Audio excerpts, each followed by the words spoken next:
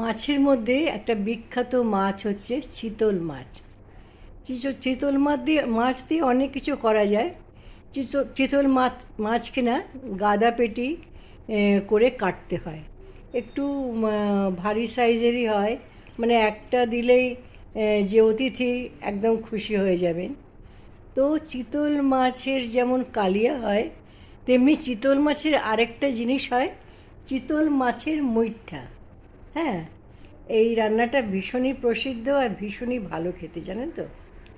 তো চিতল মাছের মুঠা করতে গেলে কী করতে হবে, আগে মটর ডাল, কাঁচা লঙ্কা আর আদা দিয়ে না পিষে রাখতে হবে।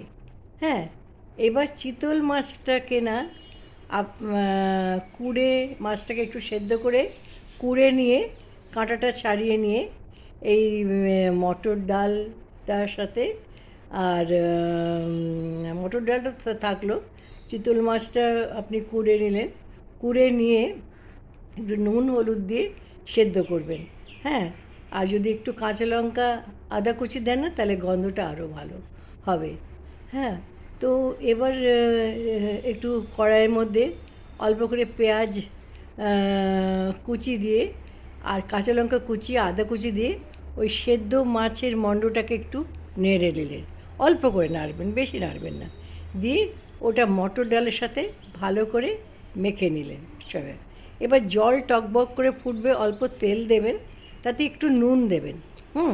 দিয়ে ওটা ওই যে চিতল মাছ আর মটর ডালটা যে আপনি মাখিয়ে রেখেছেন, কিন্তু জল যেন একদম না থাকে, এবার শক্ত করে হাতে চিপে ওটাকে জলের মধ্যে এরকম এরকম সাইজের, মানে ধরুন মানে বিরাট বিরাট সাইজ করবেন না, যেন এক একটা থেকে আর পিস করতে না হয়, সেরকম করবেন।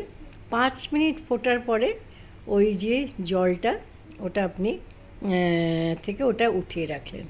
এবার আদা রসুন পেঁয়াজ সব বাটা, পেঁয়াজ বাটা, আদা বাটা, রসুন বাটা, টমেটো বাটা, হ্যাঁ, দালচিনি গুঁড়ো, যেমন মশলার মানে মাংসের মশলার যেভাবে তৈরি করতে হয় সেরকম করে মশলাটা কষিয়ে নিতে হবে। নুন হলুদ একটু চিনি দিতে হবে। হ্যাঁ, কারণ এটা একটু কালিয়া কালিয়া টাইপের মুঠটা, কিন্তু নামটা কিন্তু কালিয়া মতন হবে। হ্যাঁ, দিয়ে তার মধ্যে যখন বেশ কালিয়ার জলটা ফুটে উঠবে যখন, তখন ওই মুঠাগুলি দিয়ে দিলেন। হ্যাঁ, আর একটু দেশি ঘি উপরে ছড়িয়ে দিলেন। আর বিশেষ কিছু ধনে পাতা টাতা এতে দরকার পড়বে না, কারণ চিতল মাছের যে যে গন্ধটা, সেটাই আপনাকে মাতিয়ে দেবে। আর ওই যখন ঝোল করবেন না, যে জলটা ফুটেছে